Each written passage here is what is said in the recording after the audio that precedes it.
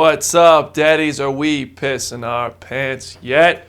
Boy, do I got a feeling we're getting close, like 24 days away from Season 7 close.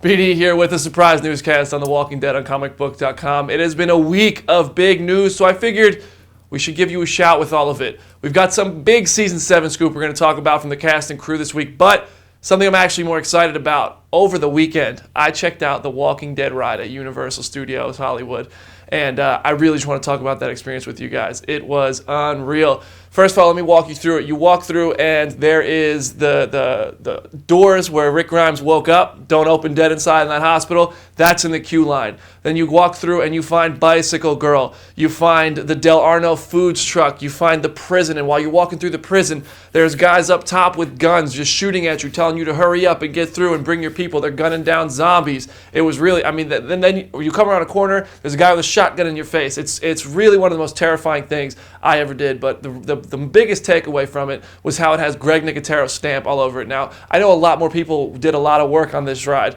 but Greg Nicotero, if you don't know who that is, he's the executive producer of The Walking Dead. He's the visual effects artist. He has done, he goes above and beyond to make sure that the effects and scenery of this show are on par, which is why we love the show so much. But he also did that on this ride. The scenery, the zombies, the walkers that are chasing you, all of it was top notch.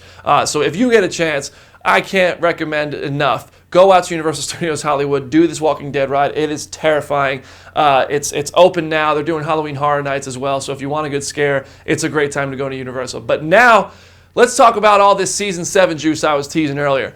While the cast and crew are keeping Negan's kill a very tight secret, they are starting to talk about those days on set a little bit, seeing as we'll all see the episode in less than 4 weeks. Speaking to Aaron actor Ross Marquand earlier this week, he told me just how hard it was to film the latter half of that scene and emphasized how hard it was to say goodbye to certain cast members lost this season already, saying, whenever people die on our show, it's so tough to let go, it's tough to say goodbye, it's tough to move on to a new chapter. Of course, the group stays pretty close, going to conventions together quite frequently and staying in touch outside of Georgia. But yeah, it's going to be tough on all of us. In that same interview, I asked Ross what else to expect from the season premiere, because obviously it can't be an hour of Negan playing Eeny, Meeny, Miny, Moe and bashing skulls, right? It's the complete emasculation of Rick, and you get to see a huge power shift in the group, Marquand says, adding that the power and leadership roles will be completely thrown on their heads. So it's going to be a big shift, big change coming in Season 7. Tom Payne, the actor who plays Jesus, has also chimed in on the subject, revealing just how graphic the Season 7 premiere is going to be. It's going to be brutal. He calls it pretty graphic and horrible, detailing the fact that it sets up Negan, who he calls an awful, awful person, just like the things he is capable of doing. It's going to be tough, guys. It's going to be a rough season. Next up, we did a roundup of all the Season 7 spoilers, and our Charlie Ridgely actually wrote this one. He ran through all the spoilers that have hit the internet, all of them from the comment section, and all of them from the Spoiling Dead fans, and all those groups out there that are set on spoiling this season. He talked about how likely he thinks some of them are. Some of my favorites are his take on who gets the bat, and whether or not he thinks Carol is going to fulfill her comic book destiny and commit suicide. Prepare the riot gear, guys, because that is a big possibility.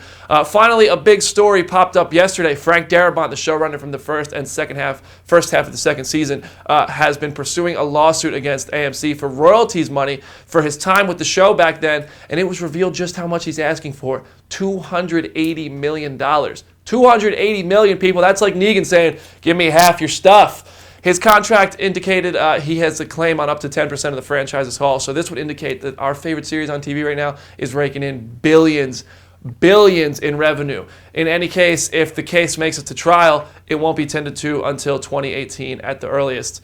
Like I said, it's been a huge, huge week for news in the world of The Walking Dead, so head over to Comicbook.com/The Walking Dead to get all of your season scoop and way, way more.